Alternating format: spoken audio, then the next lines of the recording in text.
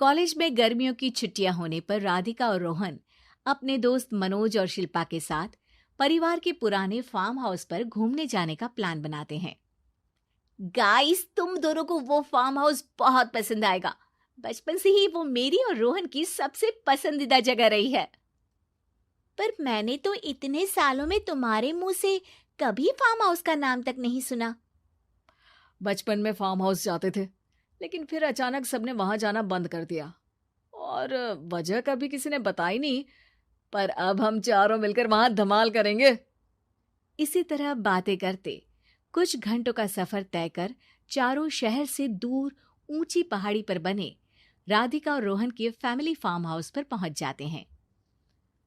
वाह यार, ये तो बड़ा ही सुंदर है।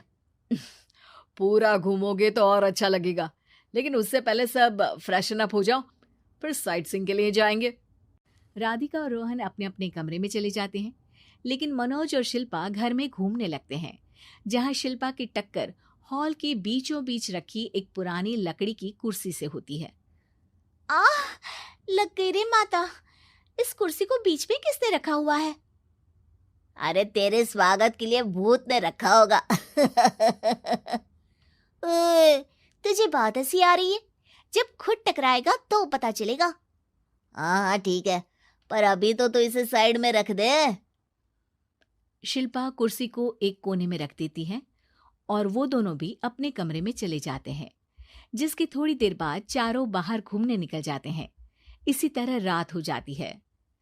फार्म हाउस में वापस आकर वे लोग सीधा सोने चले जाते हैं।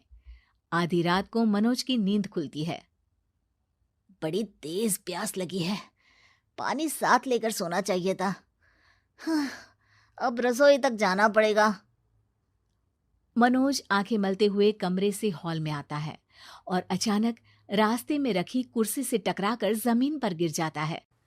अरे मर गया रे दादा, शिल्पा सही बोल रही थी, बड़ी तेज लगती है ये कुर्सी तो, पर इसे दोबारा बीच में किसने रखा? मनोज एक बार फिर उस लकड़ी की कुर्सी को कोने में रख पानी पीकर कमरे में चला जाता है। अगली सुबह जैसे ही चारों की नींद खुलती है तो उन्हें अपने बेड के पास साइड टेबल पर चाय का कप रखा मिलता है, जिसे देख वो खुशी खुशी चाय पीकर तैयार होकर कुछ देर बाद हॉल में मिलते हैं।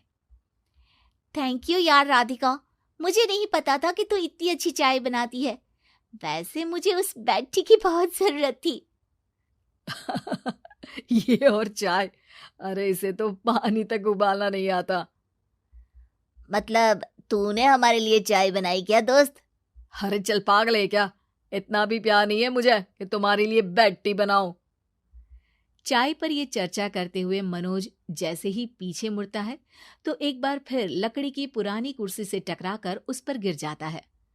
हाय रब्बा, अरे चाय छोड़ो, पहले ये बताओ कि इसे बार बार बीच में कौन रखता है?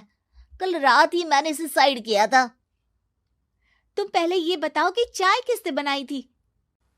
सबकी बातों को कुछ देर ध्यान से सुनने के बाद राधिका हैरानी से कुर्सी की तरफ देखने लगती है। भूत दीदी। राधिका की बात सुन आपस में झगड़ रहे सारे दोस्त शांत हो जाते हैं। क्या बोला अभी तूने? अरे पर अब वो यहाँ कैसे हो सकती हैं? क्यों नहीं हो सकती? हमने यहाँ आना छोड़ा था, पर उन्होंने तो घर नहीं छोड़ा ना। और याद करो, ऐसे बेड के पास कप रखना और कुर्सी को कमरे के बीच में रखना, ये सब वही तो करती थी। ये तुम दोनों किसकी बात कर रहे हो? अरे जो भी हो, कुछ अच्छा तो बिल्कुल नहीं लगता। अब देखो, डरने की कोई जरूरत नहीं है। वो सालों से इस घर में रहने वाली भूत दीदी है। वो बचपन से ही हमारे यहाँ आने पर एक बड़ी बहन की तरह हम दोनों का ख्याल रखती हैं। ओए, पगला गया है क्या? शिल्पा, मुझे यहाँ नहीं रहना, तू भी मेरे साथ ही चल। ये दोनों तो पागल हो गए हैं। जहां मनोज डर से वापस जाने की बात कर रहा होता है, वहीं शिल्पा अपने फोन में बिजी होती है। क्या तुम्हें यहाँ की सिचुएशन समझ में नहीं आ रही जो फोन में लगी हो? जिसे जो करना है करो, मैं तो जा रहा हूँ। मनोज हड़बड़ाहट में अपने कमरे की तरफ जाता है, जिसके साथ राधिका और मोहन भी उसे रोकने के लिए पीछे पीछे जाते हैं, लेकिन शिल्पा वो तो अभी भी फोन में लगी रहती है। कुछ देर बाद जब वो तीनों दोबारा हॉल में वापस आते हैं तो शिल्पा को सबके पैक्ड बैग्स के साथ देखकर हैरान रह जाते हैं। ये सब क्या है शिल्पा? यहाँ हम इसे समझा रहे हैं और तुम हमारे बैग्स भी पैक कर कर लेकर आई। अरे आखिर में फोन से बाहर निकलकर कुछ किया तो सही इसने। दोस्तों देखो, कल से हम यहाँ हैं। भूत दीदी ने कुछ किया नहीं ना? फिर डर क्यों रहे हो? 4 दिन और रुकोगे तो पता चलेगा कि क्या होगा। मतलब? इस पर शिल्पा उन तीनों को फार्म हाउस से बाहर लाकर फोन में पुरानी न्यूज का आर्टिकल दिखाती है।